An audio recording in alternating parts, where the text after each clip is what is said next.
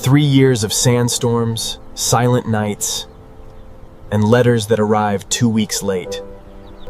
3 years of missing my son's birthdays, my wife's laugh, the smell of home-cooked food. I told myself too, when I go back, everything will be exactly as I left it. I was wrong. My name is Ryan Mitchell, and this is the story of the day I came home and everything I believed in fell apart. The border post had finally released me for a long leave. 3 years of deployment. 3 years of guarding a line on the map that most people back home never even think about. I remember the bus ride home. I kept imagining it. My son Jake running toward me. My wife Emily standing at the door with tears in her eyes. I had rehearsed that moment in my head 100 times during those cold, sleepless nights on duty. I reached my street just as the sun was setting. My bag felt lighter with every step, like the weight of 3 years was finally lifting off my shoulders. And then I saw them. A pair of shoes. Men's shoes, expensive ones, sitting neatly outside my front door. I froze.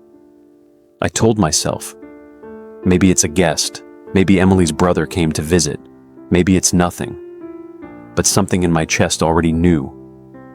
A soldier learns to trust that feeling, the one that tells you danger is near, even before you see it. I didn't ring the bell.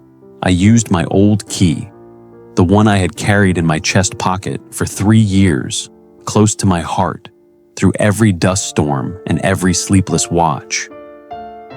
The door opened quietly. The house smelled different. Not bad, just different, like someone else's home now.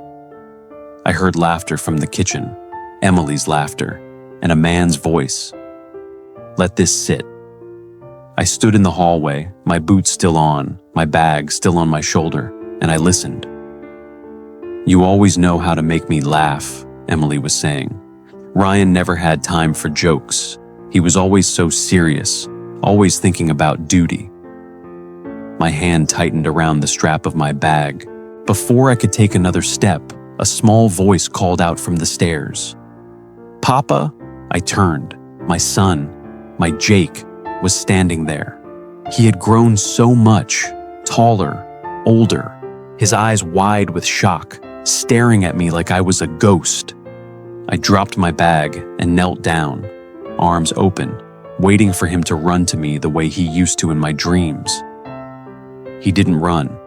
He looked at me, then looked back toward the kitchen, hesitant, confused, like he didn't know which way to go. This should feel like a gut punch. Jake, I whispered. It's Papa. I'm home. Slowly, he walked toward me, not running, walking.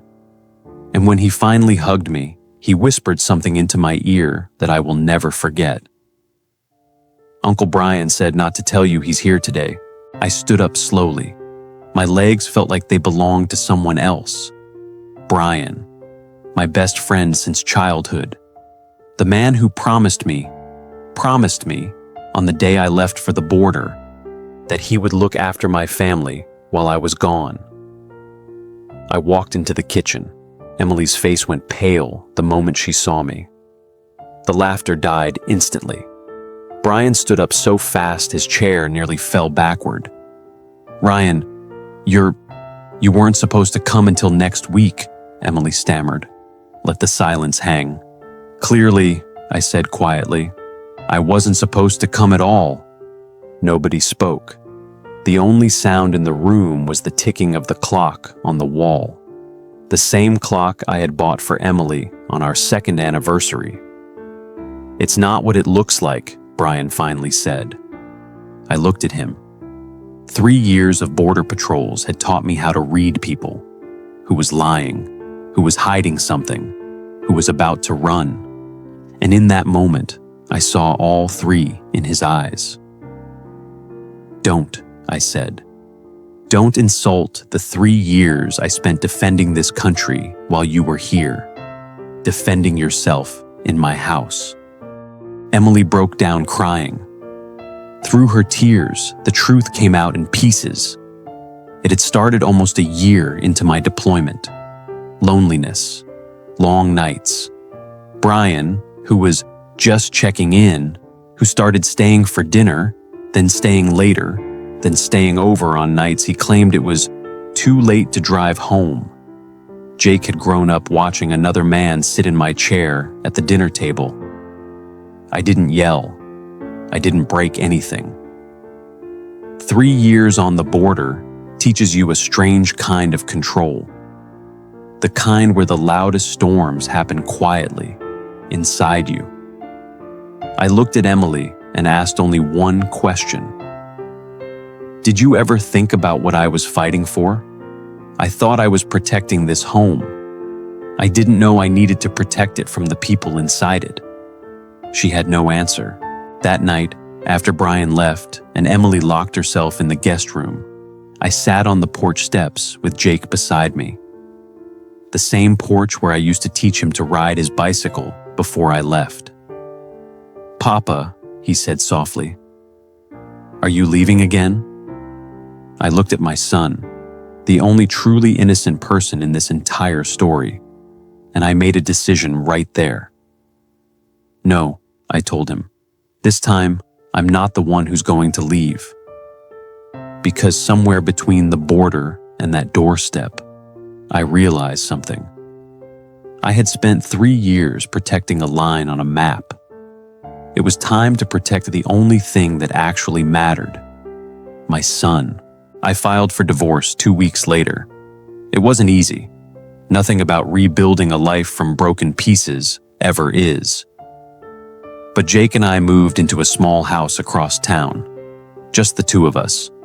People ask me sometimes if I regret those 3 years at the border.